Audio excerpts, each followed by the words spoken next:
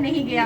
और आज हमें यहाँ पर जो ये ट्रस्ट है मियाँ डीडो के ऊपर बनाया गया, उनकी सर राकेश सर ने हमें यहाँ पे इनवाइट किया, तो मैं इनका भी बहुत आभार प्रकट करती हूँ।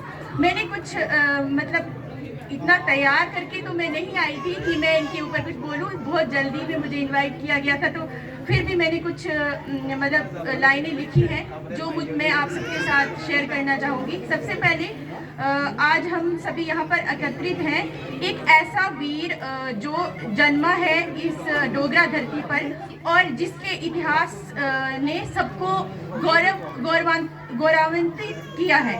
जब मियाँ डीडो की कहानी शुरू होती है तो वो एक साधारण जन्म से शुरू होती है, लेकिन उनका जीवन असाधारण बन गया। लोक परंपराओं में कहा गया, जहरा सिंह मियाँ दे घर डीडो जम्या जम्या ओ बड़ा गे फुहारा। इसका मतलब ये है कि इतिहास को भी पता चल गया था कि उस टाइम पे एक ऐसा वीर योद्धा पैदा हो गया है जिसने आगे चलकर पूरा युग बदलना था। 19वीं सदी के शुरुआत में जम्मू की राजनीतिक स्थिति बहुत कमजोर हो चुकी थी और जब यहाँ के शासक अपनी अथॉरिटी को संभालने में असफल रहे और 1809 में महाराजा रणजीत सिंह ने जम्मू पर अधिकार कर लिया, उनके पुत्र खड़क सिंह को यहाँ का जागीरदार बनाया गया।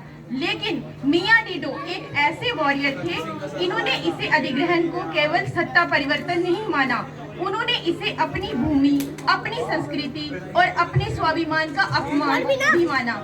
और यहीं से शुरू होती है एक ऐसी क्रांति जिसने जनता को बहुत प्रभावित किया। मियाँ डीडो ने किसानों, जमींदारों और आम लोगों को संगठित किया। उन्होंने लाहौर दरबार के खिलाफ विद्रोह का बिगुल फूंका।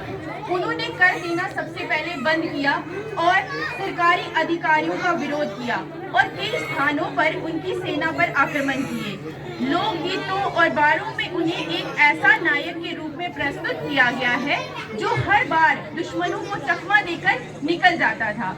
वही दिया खबरा गैया तख्त लाहौर हथ नहीं औंदा डीडो जमवाल, यानी लाहौर दरबार तक उनकी खबरें पहुंच गई थी कि लेकिन इतनी बड़ी सेना भी उन्हें नहीं पकड़ पा रही थी। इतिहासकारों के अनुसार कई बार उनके साथ हजारों लोग होते थे और कई बार वे अकेले ही दुश्मनों पर टूट पड़ते थे। वे अचानक हमला करते, दुश्मनों को नुकसान पहुंचाते और फिर जंगलों में गायब हो जाते। इतने साहसी कि जम्मू शहर तक पर कई बार दावा बोला। लेकिन मियाँ डीडो केवल योद्धा नहीं थे, वे जनता के रक्षक भी थे। उन्होंने साहूकारों के अत्याचार के खिलाफ भी आवाज उठाई और दहेज जैसी बुराइयों का विरोध किया।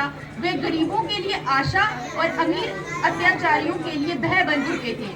एक प्रसिद्ध घटना में जब लाहौर दरबार के अधिकारियों ने उसे एक बाज मतलब हाक उनके पास जो होता था उसे छीनने की कोशिश की, तो मियाँ डीडो ने अकेले ही उन सैनिकों का सामना किया और उनमें से अधिकांश को मार गिराया। ये केवल एक बाज की रक्षा नहीं थी, ये अपने अधिकार और सम्मान की रक्षा थी। जब महाराजा रणजीत सिंह की सेनाएं बार बार असफल हो गई, तब उन्होंने जम्मू के ही वीर राजा गुलाब सिंह को मियाँ डीडो को दबाने के लिए भेजा। गुलाब सिंह ने उन्हें आत्मसमर्पण करने के लिए और उच्च पद देने का प्रस्ताव रखा, लेकिन मियाँ डीडो ने उसे भी ठुकरा दिया। उन्हें खरीदना इतना आसान नहीं था। वो डुग्गर धरती के वो लॉयल योद्धा थे जिस लॉयल्टी की जरूरत आज हर एक डोगरा बच्चे बच्चे को है।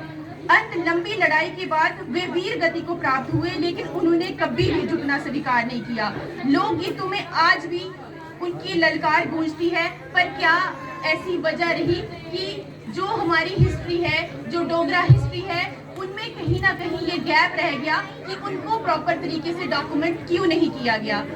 अब मैं कुछ लाइनें, मेरे को डोगरी इतनी अच्छी नहीं आती है क्योंकि मैं पढ़ी लूँ अच्छे से और बोलूँगी। कुछ लाइनें हैं जो डोगरी में है, अगर मेरे को कुछ प्रोनाउंसिएशन में गलती हो जाएगी। यहाँ डीडो ललकारा जे दिता बेरिया लाका साडा छोड़ी दे, साडी कंडी छोड़ी दे, अपने मांझे दा मुल्क संभाल, अपने लाहौरे दा मुल्क संभाल, पगड़ी तलवार मियाँ डीडो हल्ला जे कीता, बड़ी बड़ी मुंडियां बैरियां दियां टंगे गन्ने कन्ने, सब मारे दुश्मन लाए उन्हें बन्ने, हथ नी औंदा डिडो जमवाल, बेरिया लाका छोड़ी दे, अपने मांझे दा मुल्क संभाल।